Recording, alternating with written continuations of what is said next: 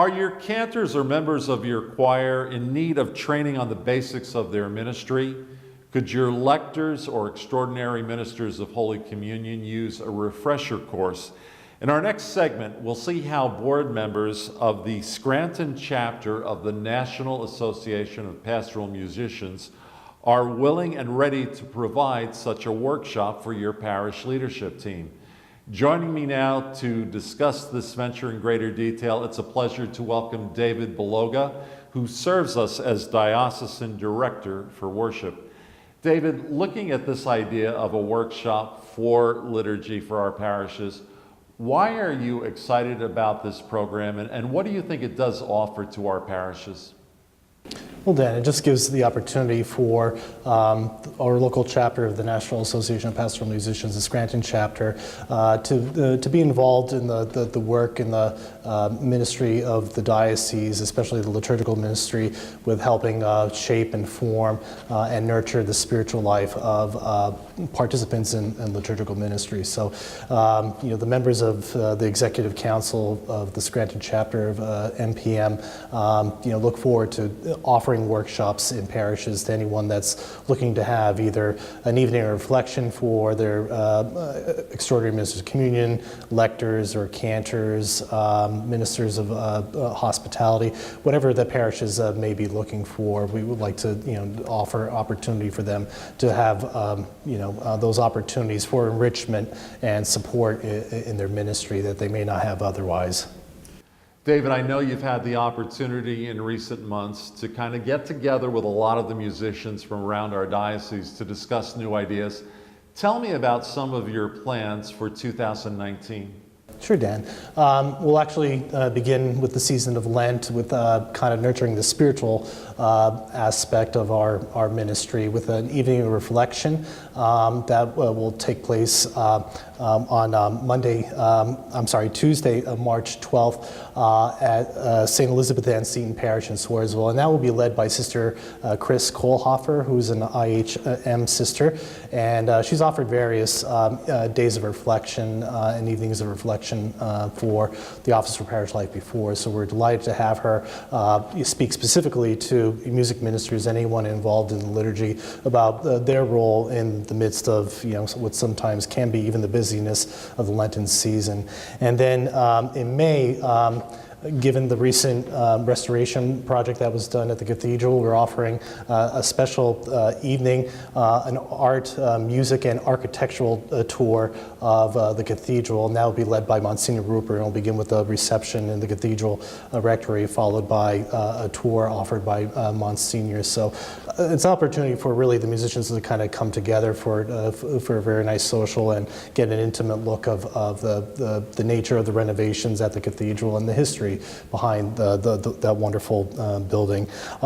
We have our national convention, the NPM National Convention, going on in July. That happens every year.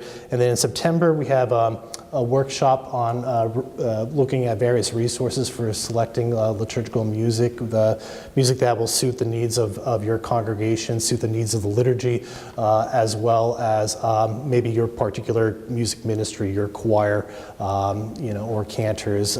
And Denny Marks will lead us in that, who has a lot of expertise in dabbling in various resources to help find interesting and new selections of music to help foster people's participation.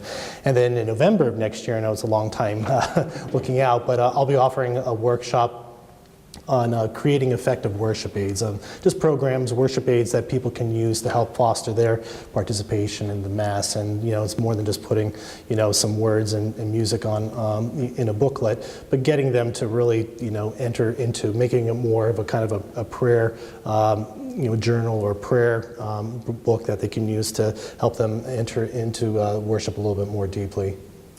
David, for a parish that is watching this interview today and is interested in having this type of an evening of reflection or a workshop, how can they go about it? Is it as simple as making a phone call to you?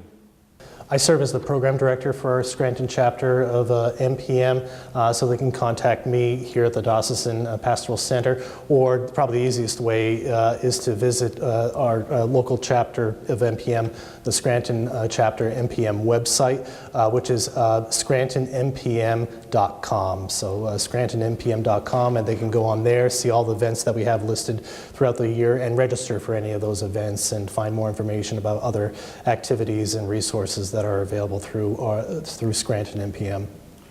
I think it's safe to say that many parishes kind of get into a routine of doing something the same way for many years. And I think every once in a while it's good to introduce new ideas and maybe even take a refresher course. In light of that, why do you think this type of workshop idea that we've been discussing is such a valuable resource for our parishes? Well, like you said, I think it does sometimes become part of a routine. And like with many of our routines, we don't give it much thought. We don't reflect. We don't spend the time in. This same could be true for our liturgical ministry, whether we're extraordinary minister of communion, elector, cantor. It could just become, unfortunately, business as usual when it is a ministry. We're participating in the sacred liturgy. We're participating in the shared prayer between the church that's offered through Christ to the Father. So I think that we do need to pull away every now and then and pause and reflect on what is this really about, and am I really serving myself, or am I serving God through this ministry? And I think these evenings of reflection, these workshops, some pastors will contact me to offer a workshop because they need some the fine tuning with their ministry, but they also want the spirituality component as well. So to incorporate both those in both a refresher course, but also kind of an enrichment as far as the spirituality of the ministry.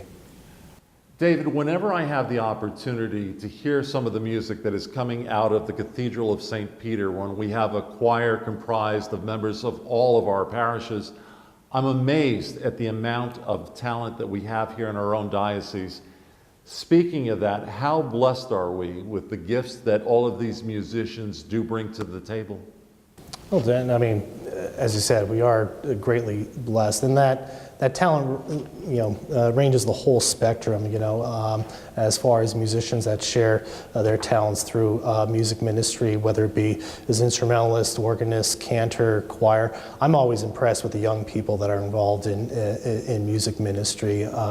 That really just kind of need to be nurtured and kind of fostered along the process. I've worked with cantors who started off when they were in junior high, who were very, very quiet, but then in a couple of years their voices just blossom, and before you know, people are requesting them to sing for their weddings and to lead the song at other special ceremonies. So I think it requires all the gifts and talents of everybody, especially those who serve as music leaders in their parish, music directors, organists, choir directors, to help foster and nurture the talent of our young people, because it certainly adds to the overall celebration in our entire diocese and the experience of our worship. Following up on something you just alluded to, when I was looking at that Leave a Mark Mass that we celebrated not that long ago at the cathedral, I was so impressed by the excitement of young Catholics that were part of the music ministry for that particular liturgy. Do you think young Catholics in our diocese today are looking for more opportunities like this to get more involved in the life and the ministry of our churches? I think they are. I think we, as adults, we have to reach out more to them. And, it also kind of starts, I hate to compare it to a baseball team, but kind of have that farm system, in place so that you can foster and develop young talents so that you can bring them to the big leagues. They are part of the church, but I think we need to reach out to them by developing and keeping children's choirs. I know. My own daughter loves to sing. I think all children love to sing, kind of encouraging them early on and offering, programs in the parish for them to get involved, whether it be, a children's choir in a parish or simply having a family choir, have family members bring their children to the choir to participate, and hopefully foster their faith through music ministry, that they continue their presence in the church today in music ministry. I mean, it's definitely greatly needed. I hear choir directors all the time talk about the older choir members that they have, and they're not getting newer ones, but they don't spend the time to develop a children's choir, to engage young people in music ministry in their parish. So I think it kind of goes hand in hand. Doesn't mean you have to deal exclusively for children's choirs or younger people, but even if it's intergenerational, it can help foster the faith of both the young and the older choir members who may be participating. When we attend liturgy on a typical Sunday, I think we often take for granted the people that are sitting in the back of the church that do provide this incredible music ministry. Why do you think music is such an essential part of who we are as Catholics? How does it enhance our celebration of Eucharist? Well, Dan, I mean, there's an old expression, it's usually attributed to St. Augustine, but the person who sings prays twice.